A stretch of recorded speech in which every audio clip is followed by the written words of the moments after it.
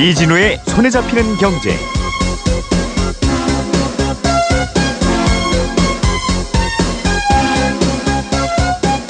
안녕하십니까, 이진우입니다.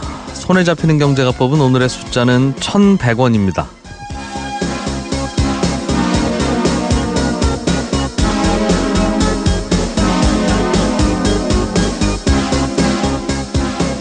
세계에서 가장 많이 널리 사용되는 돈, 기축통화라고 불리는 돈은 미국 돈 달러입니다.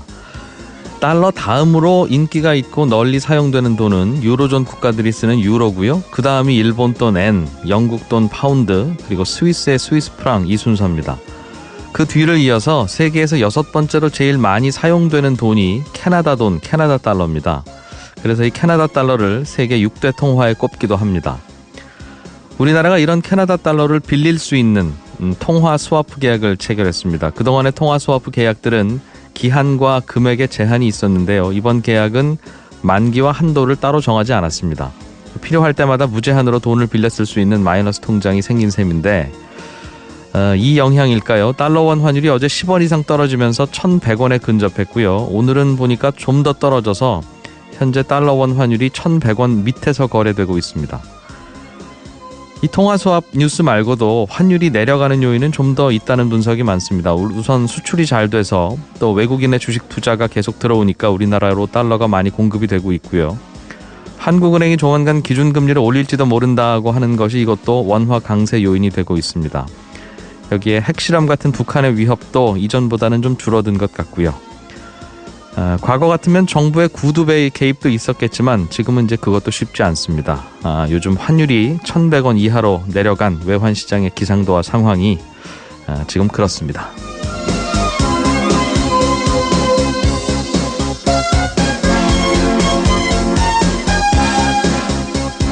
환율 이야기는 잠시 후 뉴스 따라잡기 시간에 조금만 더 자세하게 얘기해 보겠고요.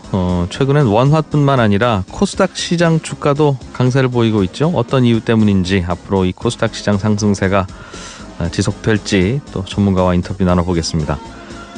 한 청취자께서 온라인에서 본인 인증 수단으로 쓰는 게 공인인증서인데 이거 왜 매년 갱신하라고 합니까? 한번 발급받으면 그냥 신분증처럼 평생 쓰면 안 되나요? 이런 질문 주셨네요. 친절한 경제에서 알려드리겠습니다. 광고 잠깐 듣고 11월 17일 손에 잡히는 경제 시작하겠습니다.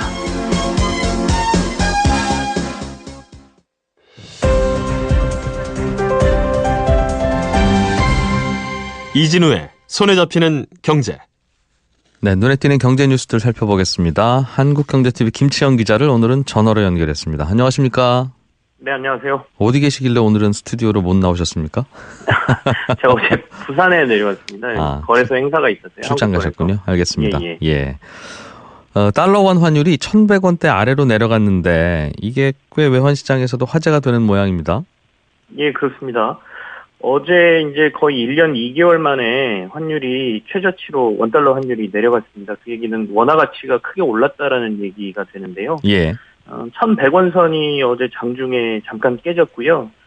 마감 가격은 어제 1,101.3원으로 어제 마감을 했습니다. 그래서 이게 거의 1년 2개월 만에 가장 낮은 수치인데 지금 오늘 아침에도 지금 원화 강세가 더 나오고 있거든요. 예. 지금 현재 한 5분 정도 차이는 있지만 지금 환율이 1,094원의 원달러 환율이 지금 거래되고 있거든요. 예. 어제보다도 지금 7원 40전이 지금 떨어져 있는 상황이니까 원화 강세가 굉장히 강하게 나타나고 있다라는 것이고요. 이렇게 원화 강세가 나타나는 것도 뭐 중요하지만 더 중요한 것은 지금 어제 오늘 이 낙폭이 좀 크다는 점이에요. 네. 그러니까 이게 환율이 갑작스럽게 이 변동폭이 커지면 그게 더 걱정인데 어제 오늘 굉장히 강하게 원화 강세가 나오고 있다는 점이 사실 조금 우려스럽다. 뭐 이렇게 얘기를 하고 있는데요. 이유는 뭐라고 파악하고 있습니까? 시장에서는? 크게 두 가지인 것 같습니다. 첫 번째는 원화의 가치는 그대로 있는데 달러가 갑자기 약세를 보이는 것이죠. 달러 값이 값어치가 좀 떨어지고 있다는 것인데 이게 유럽 시장에 영향이 좀 있는 것 같습니다. 유럽이 지금 경기 회복세가 강하게 나타나고 있다라고 알려지면서 네. 유럽 외환 시장 쪽에서 이 시장 참여자들이 유로화를 막 사들이고 있어요. 그렇다 보니까 유로화의 값어치가 좀 올라가고요. 상대적으로 달러의 값어치가 떨어졌거든요. 그렇다 보니 글로벌 시장 전체에서 다른 화폐들에 대비해서 달러의 값어치가 떨어지니까 상대적으로 우리 원화 가치가 올라가고 있는 모습이 좀 나타나고요. 그 말은 우리나라 외환 시장뿐만 아니라 일본 시장 외환 시장에서도 엔화가 강세일 거고 한국 외환 시장에서도 원화가 강세일 거고 예, 그렇습니다. 유럽에서도 유로화가 강세일 거고 달러 전 값은 세계적으로 떨어지고 좀 있다. 그런 모습이 나타나고 있는 것이고요. 예. 두 번째는 어제 이제 더 강하게 원화 강세가 나타난 이유는 캐나다하고 우리나라하고 통화 스와프 계약을 체결을 했지 않습니까? 예. 이게 좀 영향을 미친 것으로 분석이 되는데요. 이 캐나다하고 우리하고 통화 스와프 계약을 한 게 그 만기도 없고 그다음에 한도도 없는 그러니까 무제한 통화 스와프라고 지금 얘기를 하고 있는데 네. 어떻게 보면 의미가 있는 이 통화 스와프 계약이 체결되면서 우리나라 어떤 외환 보유고라든지 이런 데에 대한 걱정이 좀 덜어졌다. 이 부분이 또 원화의 강세를 나타내는 요인이 됐고요. 네. 그리고 지금 수출 잘 되고 있고 그다음에 주식시장이 계속 강세를 보이면서 외국인 자금이 또 국내로 많이 들어오거든요. 이런 네. 것들이 복합적으로 작용한 게 어제 오늘 지금 원화값이 값어치가 오르고 있는, 그러니까 환율은 떨어지는 이런 현상이 나타나고 있는. 전반적으로 우리나라 경제 상황에 대한 좋은 이야기들이 많이 들리면 말씀하신 대로 원화 값이 올라가는 거죠. 달러 값은 내려가고 그렇습니다. 그런 네네. 현상이 벌어지고 있다는 건데 통화 스와프 말씀 주셨으니까 캐나다하고 예. 우리나라하고 통화 스와프 한다는 건 서로 위험한 일 있으면 서로 자기 나라 돈을 빌려주자는 뜻 아니겠습니까? 네, 맞습니다. 그런데 항상 우리가 선진국들이랑 통화 스왑 계약을 할 때마다 저 친구들이야 우리나라 돈 원화가 별로 필요 없을 텐데 위기 상황에서 네. 우리 원화 가져봐야 뭐 하겠어요. 근데 결국은 또 이제 우리 좋자고 한 계약 같기는 해요. 다른 예. 반대국부가 있으니까 그쪽도 하겠습니다만. 네. 그런데 이렇게 무제한으로 한도 설정도 안 하고 하면 우리가 정말 많이 달라고 하면 어떡하려고 그럽니까? 캐나다는? 사실 이제 상황에 따라서 얼마를 우리가 요청할지는 모르겠지만 이게 네. 어떻게 보면 보험 성격이지 않습니까? 그래서 국가 간의 어떤 신뢰라든지 앞으로 경제 분야에서의 서로의 교역이나 이런 부분이 더 확대될 수 있는 계기가 되는 것이거든요. 네. 국가 간에 사실은 어느 정도 규모를 두고 뭐 만기도 있고 또는 한도도 설정하는 게 일반적인데 이번에 캐나다하고의 이 통화 스와프가 좀 특이한 상황이었죠. 다들 알고 계시겠지만 뭐 얼마 전에 중국하고도 다시 저희가 뭐 계약 연장을 했지만 네. 대부분 다 한도를 어느 정도 설정해 놓거든요. 그럼에도 불구하고 캐나다 같은 경우에는 한도 없이 만약에 필요하다고 하면 서로 빌려줄 수 있는 데까지 빌려주겠다. 뭐 저희가 이만큼 빌려달라 그래서 캐나다가 한도 없이 빌려주지는 않을 것 같고요. 그때 또 이야기하는 게 조건이군요. 예, 그렇죠. 상황에 따라서 한도나 이런 것들을 정해서 하자. 하지만 뭐 얼마까지로 이렇게 딱 한정 짓지는 말자 이런 의미거든요. 그래서 캐나다하고 우리나라의 어떤 신뢰관계 뭐 이런 부분에 있어서 상당히 진일보한 뭐 통화 스와프가 체결됐다 이렇게 봐야 될 것 같습니다. 앞으로 원화 강세가 이런 분위기가 계속 더 이어져서 뭐 달러당 1,000원도 깨지고 900원도 내려가고 뭐 그렇게 봅니까? 외환 시장에서는 어떻게 전망하고 있어요? 이게 900원대 환율을 간다 그러면 굉장히 경제에 미치는 영향이 좀 클 것 같은데요. 어쨌든 간에 당분간 원화 강세가 좀 나올 것 같다라는 거는 그 일반적인 견해인 것 같습니다. 예. 아무래도 앞서도 말씀드렸지만 그 경제 상황 특히 수출 부분이 좀 좋은 상황이기 때문에 계속해서 달러가 국내로 들어올 가능성이 높죠. 그러면 경상수지 흑자가 좀 많이 나올 테고요. 외환보유고는 올라가는 상황이 좀 일어날 것 같고요. 네. 주식시장 전망도 내년 상반기까지는 계속해서 좋을 거다라고 지금 얘기가 되고 있거든요. 그렇다면 외국인들의 투자자도 빠져나가는 것보다는 들어올 가능성이 좀 높다라고 봐야 될 것 같고요. 예. 그렇게 본다라고 하면 환율 강세 요인이 더 많다라고 지금 판단을 하고 있거든요. 여기에 또 하나는 보통은 이렇게 갑작스럽게 환율이 많이 움직이고 원화 강세가 나타날 때 보통은 이제 당국이 개입한다 이런 얘기를 하는데요. 네. 구두상으로라도 환율 변동이 좀 심각하니 뭐 예의주시하고 있습니다. 뭐 이런 말을 한다든지 아니면 실제로 우리가 가지고 있는 외환보유고에서 달러를 좀 내놓으면서 처리를 한다든지 이런 식으로 해서 환율을 조금 방어하는 모습들을 보여주는데요. 이번에 지금 정부의 움직임이 거의 없습니다. 외환당국의 움직임이 거의 없거든요. 그래서 이걸 시장에서 어떻게 해석하고 있냐면 정부가 좀 방관하고 있는 것 같다. 이유가 이렇게 원화 강세가 나타나면 사실 수출은 좀 불리하지만 내수의 입장에서는 조금 유리하거든요. 수입해다 물건 사서 쓰면 그게 싸게 느껴지니까 좋다는 뜻입니까? 예, 그렇죠. 그리고 외국 물건 같은 거 수입해다 팔아도 아무래도 이익적인 부분이나 이런 부분에서 좀 낮고요. 네. 그래서 내수 회복을 위해서 약간 원화의 강세를 그냥 좀 용인하는 것 아니냐 이런 전망도 지금 같이 나오고 있는 상황입니다.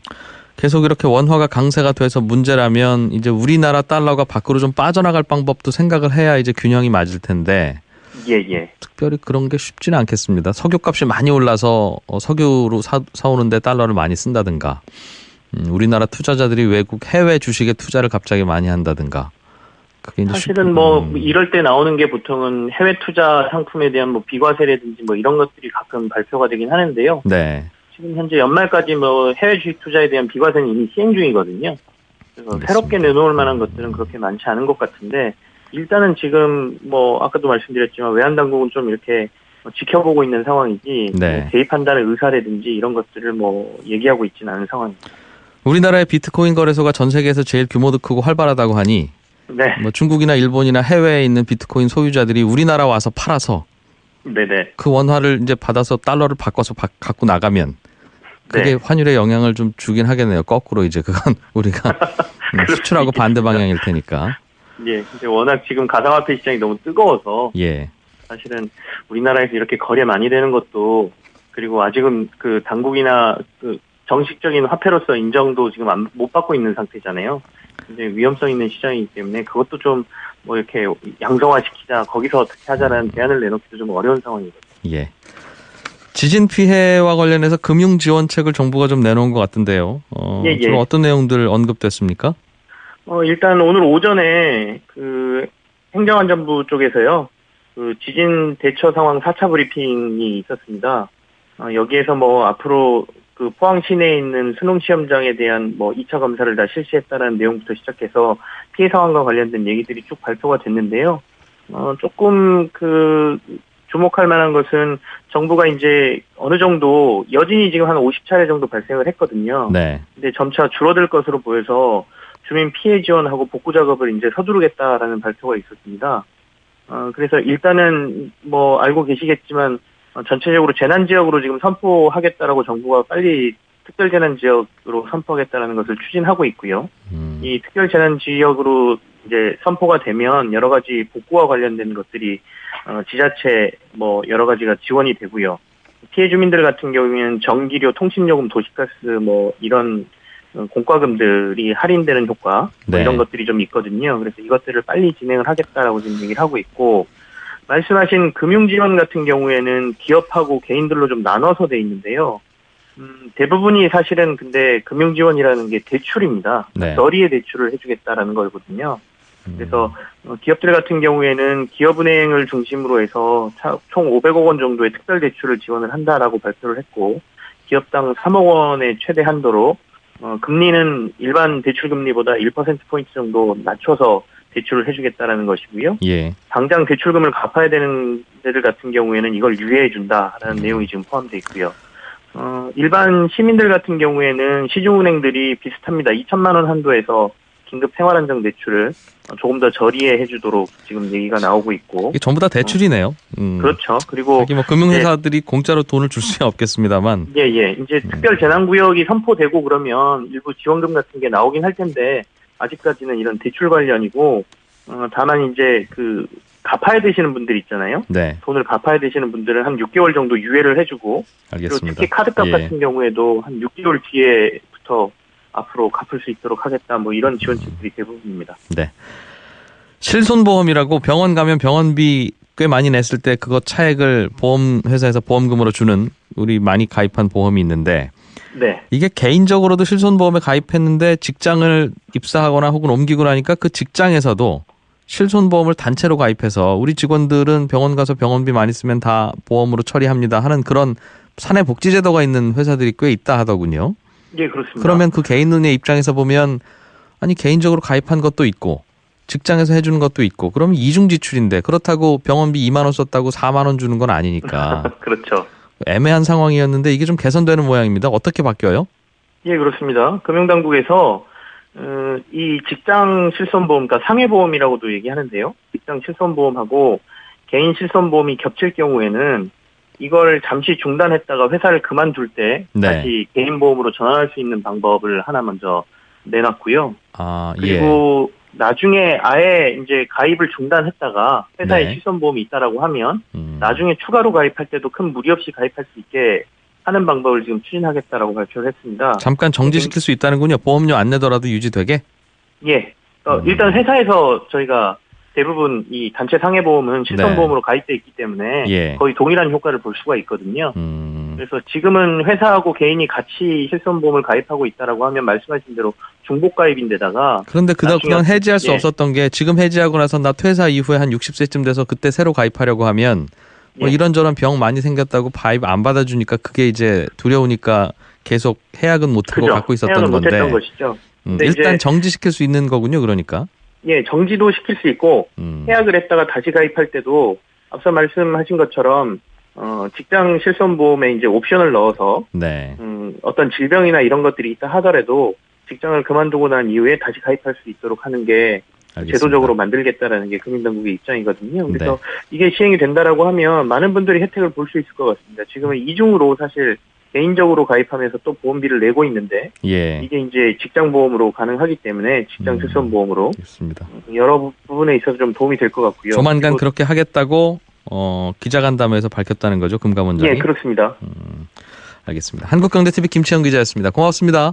네, 감사합니다. 알아야 될 것들 많이 안내를 해주고 눈높이에 딱 맞는 만인의 경제 과외 선생님. 다음 순서는 친절한 경제입니다. 네, 오늘은 청취자 김경민 씨가 공인인증서가 온라인 공간에서 본인 인증을 하는 수단이라는 것까지는 알겠는데 왜 1년에 한 번씩 꼭 갱신을 하라고 하는 건지 도무지 모르겠습니다. 주민등록증은 한 번 발급받으면 평생 쓰는데 왜 공인인증서는 한 번 발급받으면 1년밖에 못 씁니까? 이런 질문을 주셨습니다. 1년에 한 번씩 갱신하려고 하면 번거롭고 귀찮죠. 예. 그럼에도 불구하고 이게 갱신을 1년에 한 번씩 하라고 하는 건 그 1년 사이에 내 공인인증서 파일과 암호가 다른 사람에게 넘어갔을 가능성도 있으니까 지난 1년간 쓴 파일은 폐기하시고 새로운 파일로 바꿔서 쓰십시오. 이런 뜻입니다. 주민등록증은 내가 발급받아서 쓰다가 분실이나 도난을 당하면 지갑에 주민등록증이 없네 이러면서 바로 알 수 있는데 공인인증서는 컴퓨터에 저장해 놓은 걸 누가 빼갔는지 그걸로 뭘 나쁜 짓을 하고 있는지 본인이 전혀 모르거든요. 그러니까 주민등록증은 누가 내 지갑에서 가져가면 내 지갑 속에서 사라지니까 바로 알 수 있지만 공인인증서는 누가 복사해 가도 해킹을 해 가도 내 컴퓨터에 원래 게 그대로 남아있기 때문에 누가 가져갔는지 아닌지 알 수 없습니다. 그래서 누가 가져갔을 거라고 가정하시고 그냥 1년에 한 번씩 새 파일을 받으시라 그런 뜻입니다. 사실 누가 공인인증서 파일을 가져간다고 해도 이게 신분증처럼 바로바로 쓸 수 있는 건 아닙니다. 우리도 친구 신분증을 잠깐 갖게 됐다고 해서 내가 그 친구 행세를 바로 할 수는 없잖아요. 뭐 사진도 바꿔야 되고 좀 복잡한데 실제로 조작을 하려면. 공인인증서도 마찬가지입니다. 파일로 가져갔다고 해도 그 파일을 깨기 위한 암호를 맞춰서 넣어야 되는데 문제는 해커가 공인인증서 파일을 빼가서 암호를 무작위로 막 대입을 해가면서 그 암호를 풀어보려고 하면요. 한 1년 정도 시도하면 풀리기도 한답니다. 그러니까 내가 평소에 쓰는 그 암호 그거 맞춘다는 게 아니라 해킹을 계속 시도하다 보면 내가 개인적으로 쓰는 암호 말고 다른 암호로도 풀리는 그 뒷문을 발견한다는 뜻인데 그래서 1년에 한 번씩은 바꾸십시오. 그런 개념입니다. 또 다른 청취자께서는 왜 어떤 공인인증서는 공짜고 어떤 건 4,400원이고 어떤 건 10만 원이 넘냐 이제 이런 질문 주셨는데 공짜인 인증서는 특정 금융업종에서만 쓸 수 있는 겁니다. 그런데 사실은 이건 공짜 아니고요. 증권사나 은행이 그 돈을 부담하는 겁니다. 그래서 소비자한테는 돈을 따로 안 받으니까 공짜처럼 느껴지지만 원리도 똑같은 거라서 공짜가 아닙니다. 10만 원 넘는 인증서는 왜 비싸냐? 이건 법인용 인증서인데 이거 발급받으려면 공인인증서 회사 직원이 그 회사 찾아가서 이런저런 서류를 확인하고 이제 이런 일을 해야 됩니다. 그래서 인건비가 좀 들어서 그래서 비싸다 이런 설명입니다. 친절한 경제였습니다.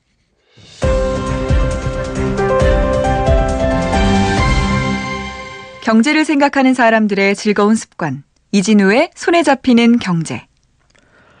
네, 주식 투자하시던 분 중에 코스닥 종목 주로 투자하셨던 분들은 최근 몇 년 동안 아니 똑같은 주식시장인데 왜 코스피는 저렇게 오르는데 코스닥은 왜 이 모양인가 이런 생각 많이 하셨을 텐데 최근에는 오히려 코스닥이 더 강세를 보이고 있습니다. 코스닥 시장이 최근에 이렇게 강세를 보이는 이유가 뭔지 그리고 이런 강세가 앞으로도 계속 이어질 건지 어떨지 뭐 아무도 모릅니다만 시장에서는 어떻게 보고 있는지 미래에셋대후의 김학균 수석연구위원을 전화로 연결했습니다. 안녕하십니까? 네, 안녕하십니까? 예, 또 오랜만에 주식시장 질문 좀 드리겠습니다. 지난번에 네. 연결해 주셨을 때 코스닥 시장이 꽤 괜찮을 가능성이 있습니다라고 말씀을 주셨는데 실제로 네, 말씀대로 됐어요? 뭐 연간 내내 그랬다고 보기는 어렵습니다만 예. 11월 들어서 코스닥이 힘을 내고 있습니다. 예. 예, 코스닥 지수가 11월 들어서 10% 넘게 올랐는데요. 주가 지수가 단기간에 10% 오른다는 건 그건 뭐 아주 급등을 한 건데 예. 11월 들어서 외국인과 기관 투자가 특히 국내 기관 투자가들이 코스닥 주식을 적극적으로 사들이면서 오랜만에 좀 코스닥 분위기가 들썩이고 있습니다. 전반적으로 다 올라요? 아니면 코스닥에서도 특별히 오르는 업종이 따로 있습니까? 올해 이제 종합주가 지수가 코스피가 사상 최고치를 기록했는데 사실 삼성전자나 하이닉스, SK 하이닉스 없으신 분들은 별로 이렇게 수익률이 높지 않았을 겁니다. 네. 근데 코스닥에서도 그런 쏠림이 좀 비슷하게 나타나는데요. 그 코스피 시장에 삼성전자가 있다면은 코스닥 시장에는 셀트리온이라고 하는 그 바이오 회사가 있는데요. 네. 셀트리온 관련 회사가 코스닥 시장에 3개가 상장되어 있는데, 이들 기업들 중심으로 이제 바이오주들 중심으로 올라가고 있기 때문에, 코스닥에서도 약간 바이오 쏠림이 좀 나타나고 있다고 봐야 될 것 같습니다. 아주 광범위하게 확산되고 있다고 보기는 힘듭니다. 그럼에도 불구하고 특정 분야는 오른다. 왜 오르는 걸로 설명합니까? 갑자기? 제 생각에는 뭐 이제 글로벌하게 성장주 강세가 전 세계적으로 이제 나타나고 있는데요. 미국만 하더라도 주식시장이 9년째 강세장인데 이 9년 강세장을 이끌고 있는 게 뭐 애플, 구글, 마이크로소프트, 페이스북 뭐 이런 류의 주식들이 올라가면서 이제 주가를 끌어올리고 있습니다. 예. 그래서 전 세계적으로 기술주 강세가 나타나고 있는 게 글로벌 동조화의 측면에서 코스닥 강세를 설명할 수 있는 요인이고요. 근데 유독 최근 들어서 오르는 거는 신정부의 정책 때문이라고 봐야 될 것 같습니다. 뭐 여러 가지로 지금 중소기업 벤처부 장관도 거의 뭐 임명이 되는 분위기인데요. 네. 여러 가지 실질적인 정책이 벤처라든가 신생기업을 좀 도움을 주는 쪽으로 이제 정책이 쓰여질 거다라는 기대가 네. 코스닥 시장에는 확실히 긍정적인 영향을 주고 있는 것 같습니다. 그게 정부가 물론 벤처 창업을 돕는다는 정책을 쓸 가능성도 높고 그래야 일자리도 생기니까 그래야 하겠습니다만 네. 그거야 새로 창업하는 기업들한테 도와준다는 거지. 이미 네. 창업해서 코스닥에 상장돼 있는 회사한테 그게 좋을 게 뭐가 있습니까? 그게 그렇지 않은 게요. 예. 우리가 이제 벤처 기업을 도와준다라고 하는 건 일단은 벤처라고 하는 신생 기업 쪽으로 자금이 흘러가야 되는 거거든요. 네. 그럼 거기 누가 투자를 하느냐라 그러면 이제 미국 같은 경우는 민간 자본이 거의 벤처에 투자되는 자금의 대부분을 투자를 하는데 한국의 경우에는 그 공적인 뭐 공공금융기관 뭐 이런 국제금융기관 이런 데서는 50% 정도 자금을 이제 밀어주게 되는 겁니다. 예. 그래서 정부가 실질적으로 이제 벤처 쪽으로 자금을 넣는다 그러면 말씀하신 것처럼 신생기업들에게 돈이 가는 건데 그 돈이 빠져나오기 위해서는 시장의 활성화가 필요합니다. 우리가 이 벤처라고 하는 게 사실 성공 확률이 낮다고 하지 않습니까? 예. 사실 많은 벤처기업 중에서 제대로 성장하는 기업은 10개 중에 하나일 텐데 그럼에도 불구하고 모험 자본이 우리나라 한 절반 정도가 이제 그 관변 자금이라고 생각하시면 될 텐데 모험 자금이 투자하는 것은 시장이 활성화됐을 때 적당하게 이제 팔고 나올 수 있는 기회가 주어지기 때문이기 때문에 네. 이게 그쪽으로 돈을 넣어준다는 것과 그 기업들이 장기적으로 거래가 될 수 있는 시장이 활성화된다라고 하는 거는 조금 이제 비슷하게 갈 수 있는 측면이 있다고 볼 수 있습니다. 그러니까 정부가 그냥 창업한 기업들한테 돈 얼마씩 드립니다 하는 거야 그냥 줘도 되는데 실제로 정부 돈만 가는 게 아니라 민간 돈도 벤처로 가야 되는 것이고 민간 돈은 강제로 가라고 할 수 없으니 코스닥 시장이 일단 뜨거워져야 내가 투자한 그렇죠. 회사가 나중에 상장되면 이렇게 돈 많이 벌겠구나라는 그런 생각을 해야만 그쪽으로 돈이 간다는 의미예요? 네, 그게 절대적으로 중요한 겁니다. 그 과정에서 사실 버블도 생기는 것이고요. 네. 어떻게 보면 99년, 2000년도에 IT 버블이 있었습니다. 닷컴 버블이라고 하죠. 예. 그때 IT 기업들을 샀던 사람들은 아마도 이런 생각했을 겁니다. 한 10년 지나면 우리가 편지도 손편지 안 쓰고 이메일로 쓰고 그리고 그 전자상거래도 쇼핑도 컴퓨터에서 하는 세상을 꿈꿨을 텐데 지금 그 세상이 열렸거든요. 네. 그 판단은 맞았지만 99년, 2000년도에 코스닥과 나스닥에 있었던 기업들을 닷컴 기업들 태반은 이미 망해버렸고요.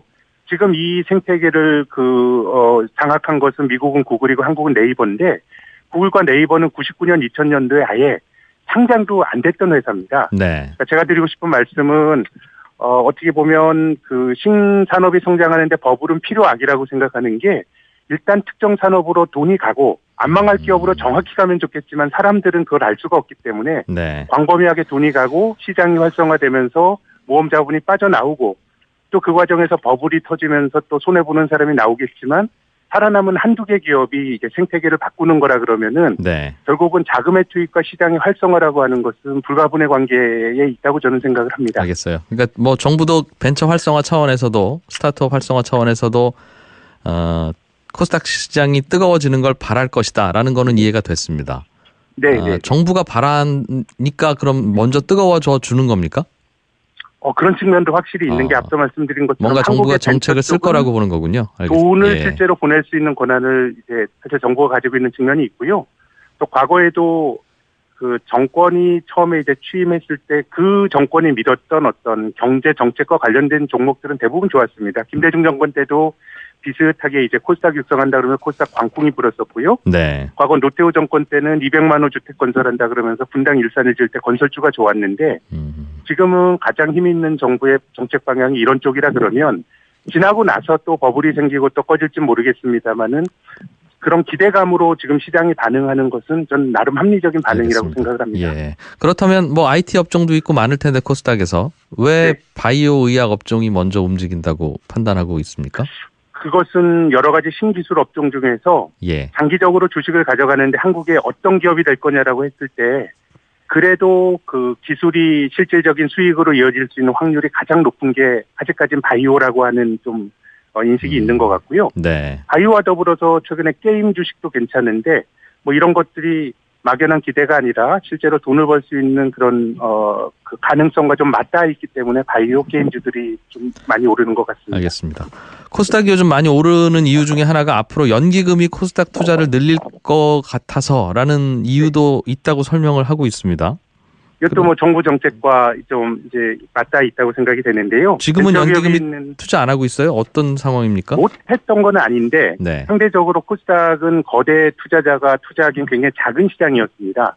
코스닥 시장의 시가총액은 지금 한 270조밖에 안 되거든요. 네. 코스피 시장이 1,600조 정도가 되고 코스닥 전체 합쳐봐야 삼성전자 한 종목 시가총액에도 이제 못 미칩니다. 네. 굉장히 작은 시장이었기 때문에 연기금이 외면한 측면이 있는데 지금은 뭐 벤처 활성화나 이런 맥락에서 연기금도 코스닥 쪽을 좀 이제 편입을 하겠다라는 의사를 밝히고 있고요.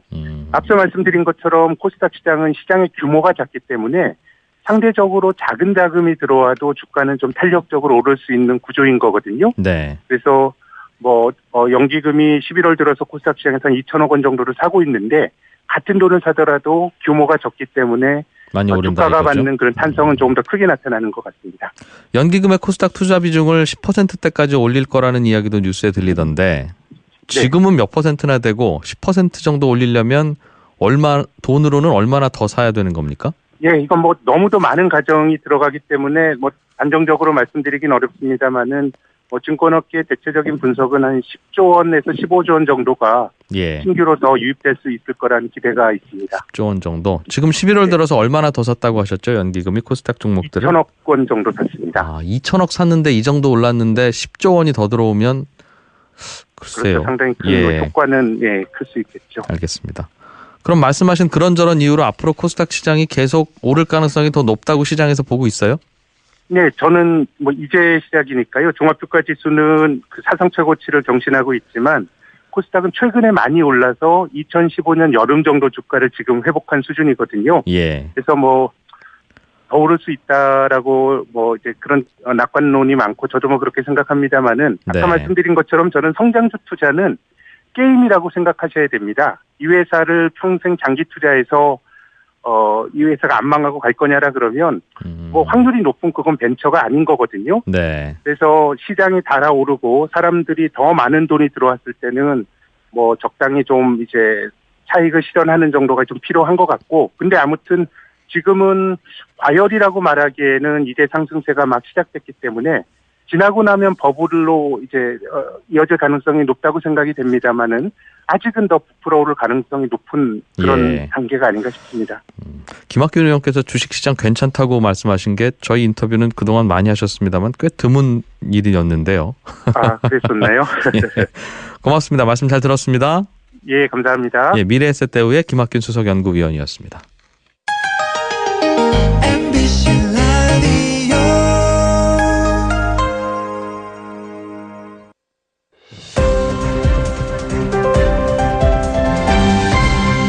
이진우의 손에 잡히는 경제. 경제 분야의 옛날 이야기 들어보는 시간입니다. 오늘도 박연미 경제 칼럼니스트 나오셨어요. 어서 오십시오. 안녕하세요. 네, 오늘은 또 어떤 주제 갖고 오셨어요? 제가 지금 무엇을 설명하는지 한번 맞춰보세요. 1,000원으로 사는 일주일치 행복 혹은 가장 나쁜 형태의 조세.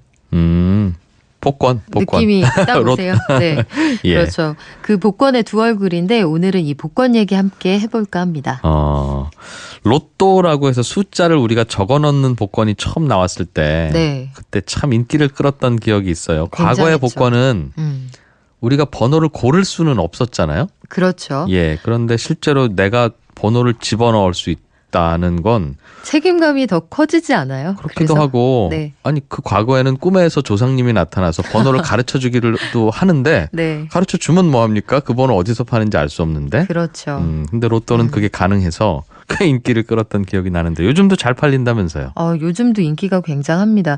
올해도 상반기에만 복권 판매액이 2조 469억 원이었는데 여기에서 대부분의 매출이 로또를 통해 발생을 했어요. 네. 그리고 복권 판매액 증가율도 경제 성장률의 3배를 넘었습니다. 종전 최고치가 작년 상반기 판매액이었는데 그때 1조 8,900억 원어치가 팔렸거든요. 그러니까 1년 새 신장률이 8.2%에 이릅니다. 이게 경기 좋으니까 복권도 잘 팔리는구나 이게 아니잖아요. 그렇죠. 심란해서 사는 거죠, 사실은. 네. 그래서 저도 가끔 사는데 사고 나면 뭐 산 이유가 있으니까 네. 기분은 이거 좋다고 해야 되나 나쁘다고 해야 되나. 연락이 계속 되는 걸 보니 당첨은 안 되신 것 같아요. 예. 복권은 언제부터 팔기 시작했습니까? 그 역사를 거슬러 올라가 보면. 네, 사실 길게 거슬러 올라가면 조선 후기에도 복권이 있었어요. 이게 산통계라는 형태의 복권인데 산통이 그 산통을 깨다 할 때 그 산통이거든요. 네. 그 통 안에 나무로 만든 개알이라는 구슬이 들어 있었는데 숫자가 적혀 있었고 여기에서 자기가 써낸 숫자가 뽑힌다 그러면 개돈을 한 번만 붓고도 할증금까지 얹어서 받을 수가 있었어요. 그러면 이거는 뭐 정말 복권처럼 그렇죠. 사행성이 일종의 있는. 복권처럼. 아. 그래서 이렇게 뽑아서 그 추후에 개돈을 안 내도 됐었다고 해요. 정말 그러니까 그럼 100만 원만 내고 몇천만 원 받아가는. 네, 그러면 복권이죠, 정말. 어. 근데 이런 형태도 있었는데 사실 근대적인 형태의 복권은 1945년 해방 직전에 일본이 군수자금 마련을 위해서 승찰이라는 복권을 발매한 적이 있습니다. 네. 이길 승자에 뽑을 찰자를 썼는데 해방 직후에는 이제 1948년 런던 올림픽 참가 경비를 마련하기 위해서 전년에 대한올림픽위원회가 발행했던 올림픽 후원권이 있었어요. 이것도 몇 명 뽑아서 상금 많이 주는.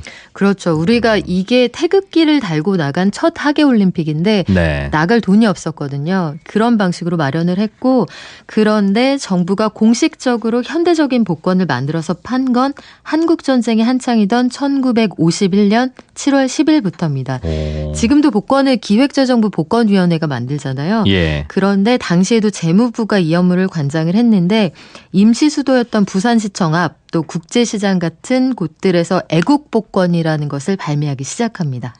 팔고 이제 정해진 날짜에 추첨하고 상금도 국가에서 알아서 주고 하는. 그렇죠. 1951년이면 전쟁통이잖아요. 뭐 전쟁통에 무슨 그렇죠. 복권을 발행을 합니까? 이게 전쟁 자금 필요해서 그랬던 거예요? 이게 사실은 그 이재민들 그리고 피난을 온 그 피난민들의 구호 사업을 위한 재원이 없었기 때문에 발행을 했어요. 그런데 역설적으로 부산까지 내려가서 삶의 기반을 잡아야 했던 그 피난민들이 이 복권을 가장 많이 샀다고 합니다. 예. 내일이 당장 어떻게 될지 모른다. 그리고 또 생명의 위협을 실질적으로 느끼던 시대였기 때문에 자산 가치, 화폐 가치도 믿을 수 없다 해서 복권에 대한 인기가 정말 어마어마했다고 합니다. 어쩌면 복권이 또 희망을 주는 효과도 있지 않습니까? 그렇죠. 좋지 않은 부분도 있지만. 네. 그게 영향을 줬을 수도 있겠네요. 네. 전쟁통에 여러 가지 힘들 때.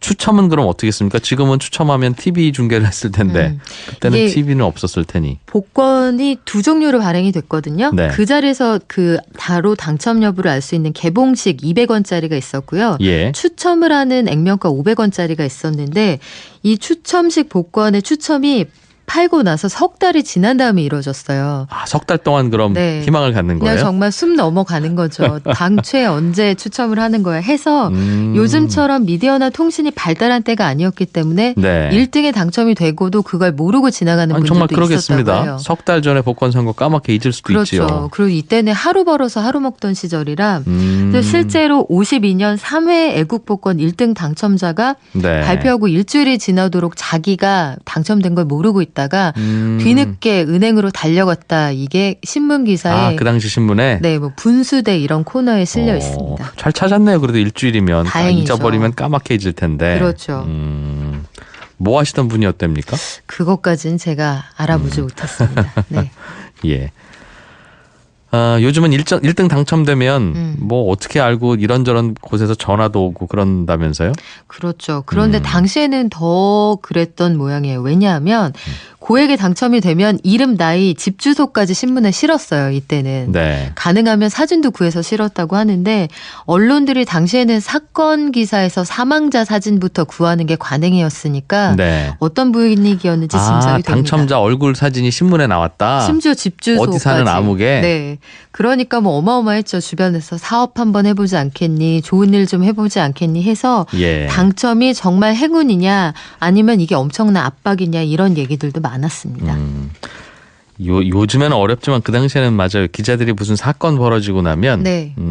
우리 연차 어린 기자들은 그냥 그 피해자든 가해자든 집에 가서 훔쳐오는 일도 사실 다반사였는데 경찰들이 많이 봐줬다고 해요. 네. 그러니까 앨범 좀 잠깐 봅시다. 뭐 그러면 기자라고 하면 잘 또 안 보여주니까 네. 경찰입니다. 그래서 앨범 좀 보자고. 아유 요즘 같으면 큰일 납니다. 그러면 옛날 네. 사진 싹 가져와서 했다는 무용담도 많이 들었는데 그 당시에는 당첨자들도 이렇게 신문에 따로 났군요. 애국복권이었어요. 이때 복권 이름이. 네. 언제까지 발행됐습니까? 요즘엔 안 나오던데.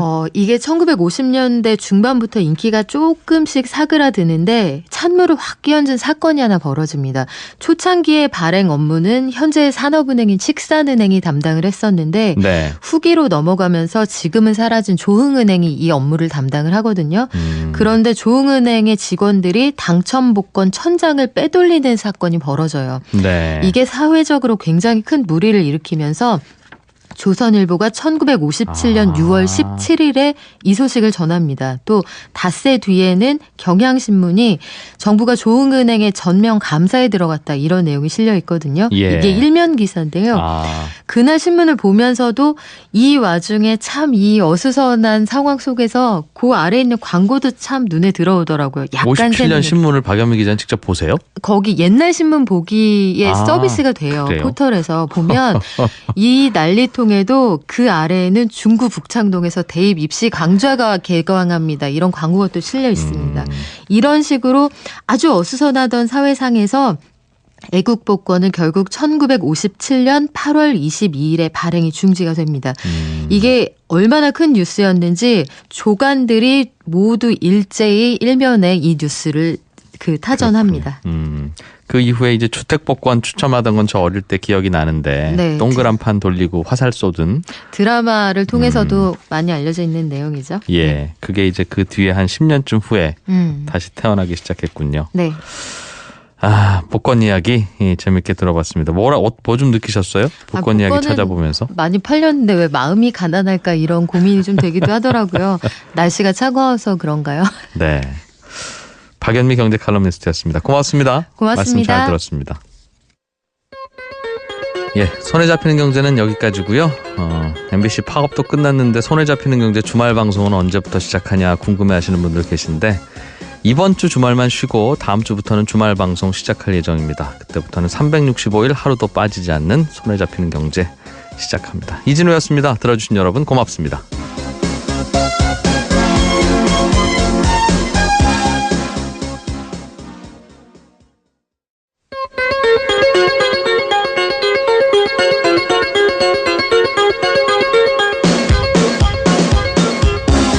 이진우의 손에 잡히는 경제.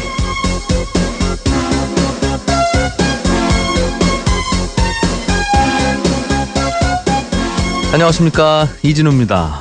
손에 잡히는 경제가 뽑은 오늘의 숫자는 1,100원입니다.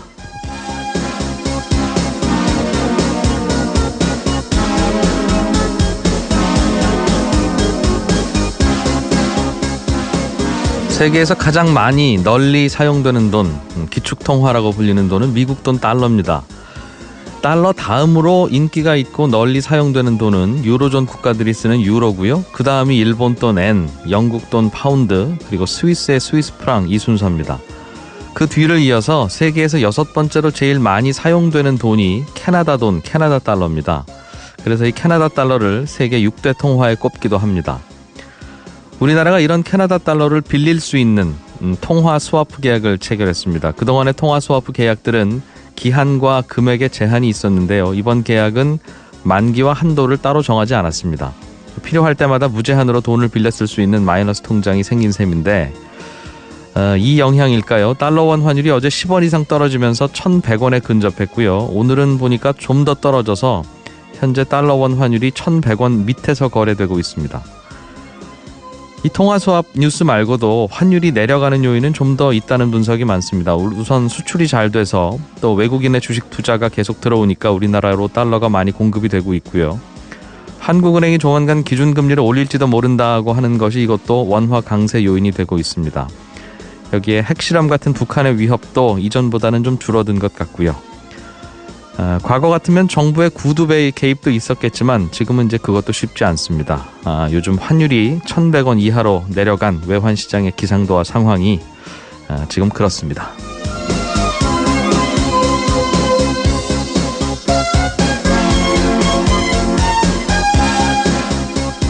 환율 이야기는 잠시 후 뉴스 따라잡기 시간에 조금만 더 자세하게 얘기해 보겠고요.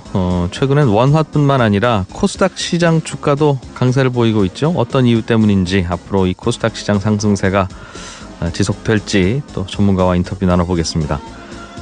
한 청취자께서 온라인에서 본인 인증 수단으로 쓰는 게 공인인증서인데 이거 왜 매년 갱신하라고 합니까? 한번 발급받으면 그냥 신분증처럼 평생 쓰면 안 되나요? 이런 질문 주셨네요. 친절한 경제에서 알려드리겠습니다. 광고 잠깐 듣고 11월 17일 손에 잡히는 경제 시작하겠습니다.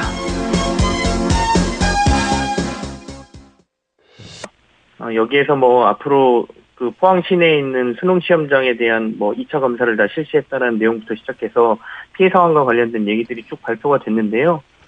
조금 주목할 만한 것은 정부가 이제 어느 정도 여진이 지금 한 50차례 정도 발생을 했거든요. 네. 근데 점차 줄어들 것으로 보여서 주민 피해 지원하고 복구 작업을 이제 서두르겠다라는 발표가 있었습니다. 그래서 일단은 알고 계시겠지만 전체적으로 재난지역으로 지금 선포하겠다라고 정부가 빨리 특별재난지역으로 선포하겠다라는 것을 추진하고 있고요. 이 특별재난지역으로 이제 선포가 되면 여러 가지 복구와 관련된 것들이 지자체 여러 가지가 지원이 되고요.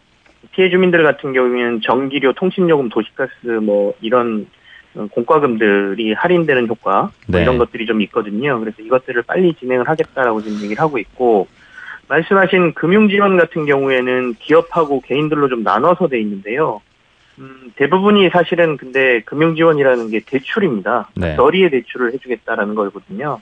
그래서 기업들 같은 경우에는 기업은행을 중심으로 해서 총 500억 원 정도의 특별 대출을 지원을 한다라고 발표를 했고 기업당 3억 원의 최대 한도로 금리는 일반 대출 금리보다 1%포인트 정도 낮춰서 대출을 해주겠다라는 것이고요. 예. 당장 대출금을 갚아야 되는 데들 같은 경우에는 이걸 유예해준다라는 내용이 지금 포함되어 있고요.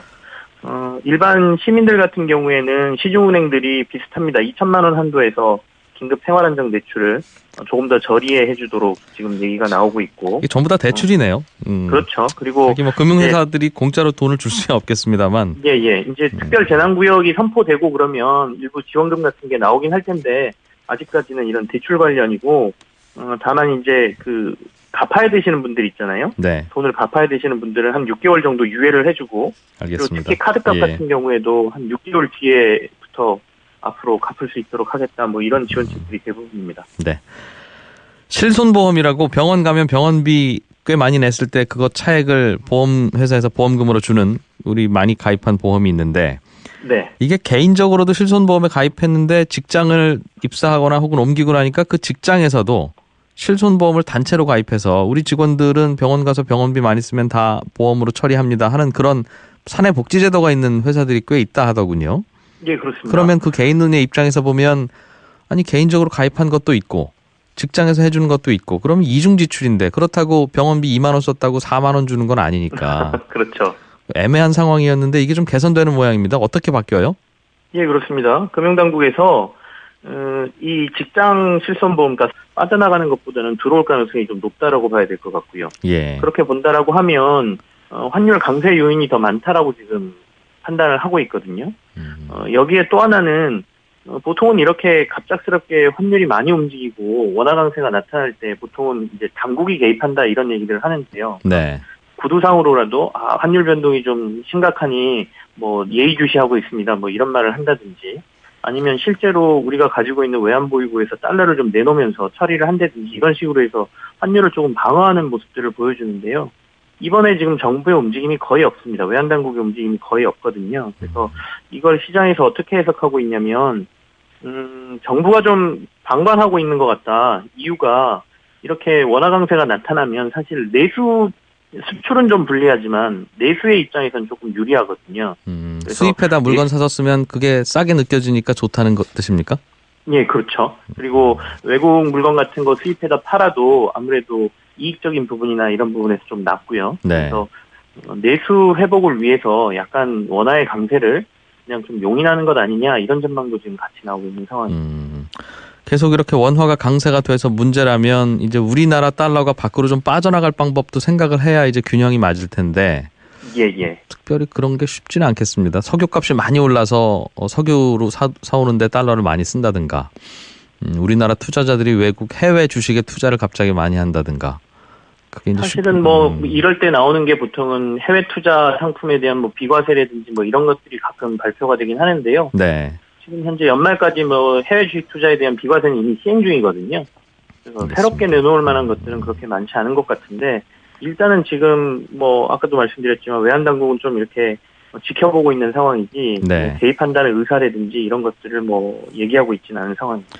우리나라의 비트코인 거래소가 전 세계에서 제일 규모도 크고 활발하다고 하니 네. 뭐 중국이나 일본이나 해외에 있는 비트코인 소유자들이 우리나라 와서 팔아서 네네. 그 원화를 이제 받아서 달러를 바꿔서 갖고 나가면 그게 네. 환율에 영향을 좀 주긴 하겠네요. 거꾸로 이제 그건 우리가 수출하고 반대 방향일 테니까. 예, 이제 워낙 지금 가상화폐 시장이 너무 뜨거워서 예.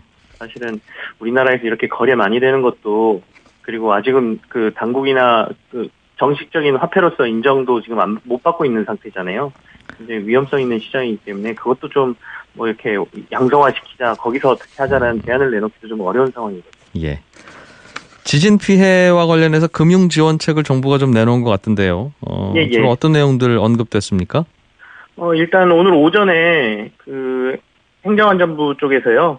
그 지진 대처 상황 4차 브리핑이 있었습니다. 체결되면서 우리나라 어떤 외환보유고라든지 이런 데에 대한 걱정이 좀 덜어졌다. 이 부분이 또 원화의 강세를 나타내는 요인이 됐고요. 네. 그리고 지금 수출 잘 되고 있고, 그다음에 주식시장이 계속 강세를 보이면서 외국인 자금이 또 국내로 많이 들어오거든요. 이런 네. 것들이 복합적으로 작용한 게 어제 오늘 지금 원화값이 값어치가 오르고 있는, 그러니까 환율은 떨어지는 이런 현상이 나타나고 있는. 전반적으로 우리나라 경제 상황에 대한 좋은 이야기들이 많이 들리면 말씀하신 대로 원화 값이 올라가는 거죠. 달러 값은 내려가고 그런 네네. 현상이 벌어지고 있다는 건데 통화 스와프 말씀 주셨으니까 캐나다하고 예. 우리나라하고 통화 스와프 한다는 건 서로 위험한 일 있으면 서로 자기 나라 돈을 빌려주자는 뜻 아니겠습니까? 네, 맞습니다. 그런데 항상 우리가 선진국들이랑 통화 스왑 계약을 할 때마다 저 친구들이야 우리나라 돈 원화가 별로 필요 없을 텐데 위기 상황에서 네. 우리 원화 가져봐야 뭐 하겠어요. 근데 결국은 또 이제 우리조차고 한 계약 같기는 해요. 다른 예. 반대국부가 있으니까 그쪽도 하겠습니다만. 네. 그런데 이렇게 무제한으로 한도 설정도 안 하고 하면 우리가 정말 많이 달라고 하면 어떡하려고 그럽니까? 캐나다는? 사실 이제 상황에 따라서 얼마를 우리가 요청할지는 모르겠지만 이게 네. 어떻게 보면 보험 성격이지 않습니까?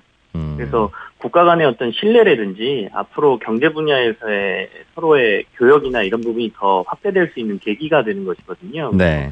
국가 국가 간에 사실은 어느 정도 규모를 두고 뭐 만기도 있고 또는 한도도 설정하는 게 일반적인데 이번에 캐나다하고의 이 통화 스와프가 좀 특이한 상황이었죠. 다들 알고 계시겠지만 뭐 얼마 전에 중국하고도 다시 저희가 뭐 계약 연장을 했지만 네. 대부분 다 한도를 어느 정도 설정해 놓거든요. 그럼에도 불구하고 캐나다 같은 경우에는 한도 없이 만약에 필요하다고 하면 서로 빌려줄 수 있는 데까지 빌려주겠다.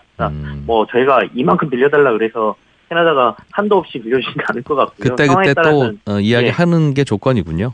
예, 그렇죠. 상황에 따라서 한도나 이런 것들을 정해서 하자. 하지만 뭐 얼마까지로 이렇게 딱 한정 짓지는 말자 이런 의미거든요. 그래서 캐나다하고 우리나라의 어떤 신뢰관계 뭐 이런 부분에 있어서 상당히 진일보한 통화 스와프가 체결됐다 이렇게 봐야 될 것 같습니다. 앞으로 원화 강세가 이런 분위기가 계속 더 이어져서 뭐 달러당 1,000원도 깨지고 900원도 내려가고 뭐 그렇게 봅니까? 외환 시장에서는 어떻게 전망하고 있어요? 이게 900원대 환율을 간다 그러면 굉장히 경제에 미치는 영향이 좀 클 것 같은데요. 어쨌든 간에 당분간 원화 강세가 좀 나올 것 같다라는 거는 그 일반적인 견해인 것 같습니다. 예. 아무래도 앞서도 말씀드렸지만 그 경제 상황 특히 수출 부분이 좀 좋은 상황이기 때문에 계속해서 달러가 국내로 들어올 가능성이 높죠. 그러면 경상수지 흑자가 좀 많이 나올 테고요. 외환보유고는 올라가는 상황이 좀 일어날 것 같고요. 네. 주식시장 전망도 내년 상반기까지는 계속해서 좋을 거다라고 지금 얘기가 되고 있거든요. 그렇다면 외국인들의 투자자도 이진우의 손에 잡히는 경제. 네, 눈에 띄는 경제 뉴스들 살펴보겠습니다. 한국경제TV 김치영 기자를 오늘은 전화로 연결했습니다. 안녕하십니까? 네, 안녕하세요. 어디 계시길래 오늘은 스튜디오로 못 나오셨습니까? 제가 어제 부산에 내려왔습니다. 거래소 행사가 있었어요. 출장 가셨군요. 알겠습니다. 예. 달러 원 환율이 1,100원대 아래로 내려갔는데 이게 꽤 외환 시장에서도 화제가 되는 모양입니다. 예, 그렇습니다. 어제 이제 거의 1년 2개월 만에 환율이 최저치로 원달러 환율이 내려갔습니다. 그 얘기는 원화 가치가 크게 올랐다라는 얘기가 되는데요. 예. 1,100원 선이 어제 장중에 잠깐 깨졌고요. 마감 가격은 어제 1,101.3원으로 어제 마감을 했습니다. 그래서 이게 거의 1년 2개월 만에 가장 낮은 수치인데 지금 오늘 아침에도 지금 원화 강세가 더 나오고 있거든요. 예. 지금 현재 한 5분 정도 차이는 있지만 지금 환율이 1,094원의 원달러 환율이 지금 거래되고 있거든요. 예. 어제보다도 지금 7원 40전이 지금 떨어져 있는 상황이니까 원화 강세가 굉장히 강하게 나타나고 있다라는 것이고요. 이렇게 원화 강세가 나타나는 것도 뭐 중요하지만 더 중요한 것은 지금 어제 오늘 이 낙폭이 좀 크다는 점이에요. 네. 그러니까 이게 환율이 갑작스럽게 이 변동폭이 커지면 그게 더 걱정인데 어제 오늘 굉장히 강하게 원화 강세가 나오고 있다는 점이 사실 조금 우려스럽다. 뭐 이렇게 얘기를 하고 있는데요. 이유는 뭐라고 파악하고 있습니까? 시장에서는? 크게 두 가지인 것 같습니다. 첫 번째는 원화의 가치는 그대로 있는데 달러가 갑자기 약세를 보이는 것이죠. 달러 값이 값어치가 좀 떨어지고 있다는 것인데 이게 유럽 시장에 영향이 좀 있는 것 같습니다. 유럽이 지금 경기 회복세가 강하게 나타나고 있다라고 알려지면서 네. 유럽 외환 시장 쪽에서 이 시장 참여자들이 유로화를 막 사들이고 있어요. 그렇다 보니까 유로화의 값어치가 좀 올라가고요. 상대적으로 달러의 값어치가 떨어졌거든요. 그렇다 보니 글로벌 시장 전체에서 다른 화폐들에 대비해서 달러의 값어치가 떨어지니까 상대적으로 우리 원화 가치가 올라가고 있는 모습이 좀 나타나고요. 그 말은 우리나라 외환 시장뿐만 아니라 일본 시장 외환 시장에서도 엔화가 강세일 거고 한국 외환 시장에서도 원화가 강세일 거고 예, 그렇습니다. 유럽에서도 유로화가 강세일 거고 달러 값이 떨어지고 있다. 그런 모습이 나타나고 있는 것이고요. 예. 두 번째는 어제 이제 더 강하게 원화 강세가 나타난 이유는 캐나다하고 우리나라하고 통화 스와프 계약을 체결을 했지 않습니까? 예. 이게 좀 영향을 미친 것으로 분석이 되는데요. 이 캐나다하고 우리하고 통화 스와프 계약을 한 게 그 만기도 없고 그다음에 한도도 없는 그러니까 무제한 통화 스와프라고 지금 얘기를 하고 있는데 네. 어떻게 보면 의미가 있는 이 통화 스와프 계약이